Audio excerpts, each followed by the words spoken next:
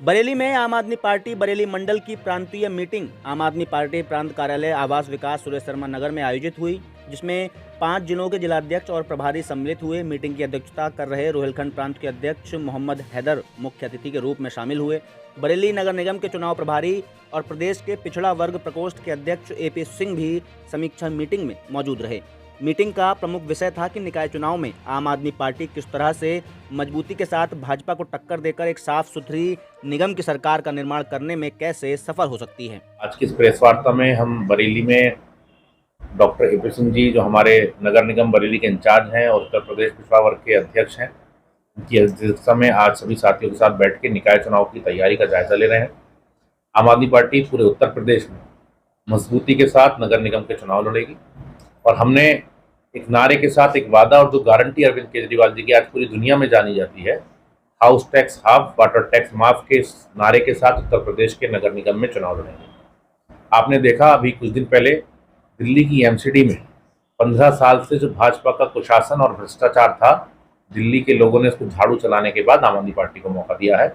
और जब से आम आदमी पार्टी की दिल्ली की MCD में सरकार बनी है, तो जो गंदगी दिल्ली के अंदर थी, जो कूड़े के ढेर दिल्ली के अंदर लगे हुए थे, लगातार आम आदमी पार्टी के पार्षद और आम आदमी पार्टी के मेयर, डिप्टी मेयर उस कूड़े को साफ करने का काम कर रहे हैं। हम उत्तर प्रदेश की जनता के बीच में पिछला चुनाव भी लड़े विधानसभा में, लोगों ने कहा था कि हम आपको अगली बार मौका देंगे। ये साफ सफाई का चुनाव है, नगर साफ करने का चुनाव है। हम उत्तर प्रदेश की जनता के बीच जा रहे हैं और उनसे एक मौका मांग रहे हैं कि ये चुनाव सफाई का चुनाव है, एक मौका झाड़ू वालों को दीजिए। हम पूरी ईमानदारी के साथ आपके वार्ड साफ करने का काम करेंगे, आपकी सड़कें अच्छी बनवाने का काम करेंगे और टाइम पे आपके शहरों की सफाई करने का काम करेंगे और नगर निगम में, नगर पालिका में, नगर पंचायत में फैले हुए भ्रष्टाचार को साफ करने का काम करेंगे। अभी योगी सरकार ने एक नया फैसला दिया है कि यूपी की किताबों से जो मुगल इतिहास है उसको निकाल दिया जाएगा।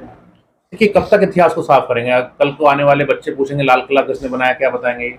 ताजमहल किसने बनाया, क्या बताएंगे? तो आप मुगल इतिहास को या किसी भी इतिहास को, जो हमारे हिंदुस्तान का इतिहास है, जो हमारे शहीदों ने इस देश को आज़ाद कराने का काम किया, जो इतिहास में है, वो आप उसको मिटा नहीं सकते। इधर उधर जरूर कर सकते हैं, लेकिन आप ऐसी धरोहरें जो हिंदुस्तान में, जिसकी आज पहचान पूरे विश्व में है, वो तो मीनार से पहचान है। ताजमहल को लोग देखने आते हैं, लाल किले को लोग देखने आते हैं। अगर लोग सवाल करेंगे तो क्या जवाब देंगे?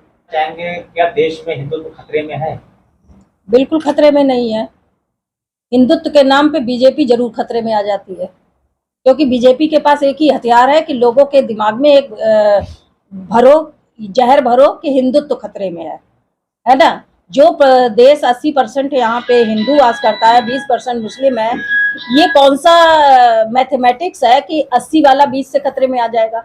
ये तो कह सकते हैं कि 20 वाला 80 से खतरे में हो, ये तो मैथमेटिक्स के हिसाब से समझ में आता है। मगर ये जो भ्रम 2014 से फैलाया है, अब ये लोगों की अच्छी तरह समझ में आ चुका है कि हमारा देश खतरे में है, हिंदुत्व खतरे में नहीं है। रामनवमी पर जिस तरह बिहार में बलवा हुआ है, उसको लेकर क्या कहेंगे आप? देखिए, बलवा करने वाला एक ही पार्टी है, वो है बीजेपी पार्टी।